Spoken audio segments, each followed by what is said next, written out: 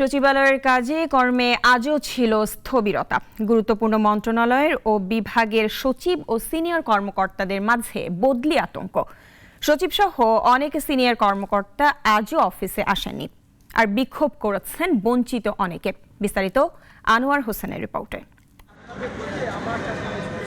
সরকার পতনের পর থেকেই প্রশাসনের কেন্দ্রবিন্দু সচিবালয়ে আতঙ্ক দেখা দেয়। গতকাল সচিব সহ অনেক ঊর্ধ্বতন কর্মকর্তা অফিসে আসেননি, বিক্ষোভ করেন বঞ্চিতরা। আজও সচিবালয় জুড়ে ছিল এক ধরনের স্থবিরতা। আসেননি সচিব সহ ঊর্ধ্বতন অনেক কর্মকর্তা। যারা অফিসে আসছেন তারাও সতর্কতার সাথে অফিস করছেন। আজও সকাল থেকে বিক্ষোভ করেন বঞ্চিতরা। বিচার চান নানা ধরনের অনিয়মের, সেই সাথে দাবি করেন সকল দুর্নীতির যেন বিচার হয়। বিভিন্ন প্রলোভন দেখাইয়া ভয়ভীতি প্রদর্শন করিয়ে তারা সচিবালয় 12টার মধ্যে ত্যাগ করতে বলেছে। তারা গুজব ছড়াইছে। এই গুজবের সাথে যারা জড়িত আছেন তাদের বিচার চাই। সচিবালয় নিয়ে অনেকে গুজব ছড়াচ্ছে জানিয়ে তারা বলেন অতন্দ্র প্রহরীর মতো সচিবালয় পাহারা দিবেন তারা।